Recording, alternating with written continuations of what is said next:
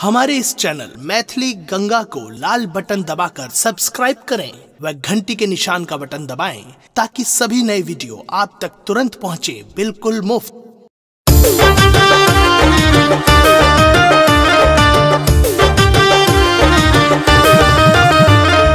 अपने सुन रहल छी गंगा कैसेट की प्रस्तुति।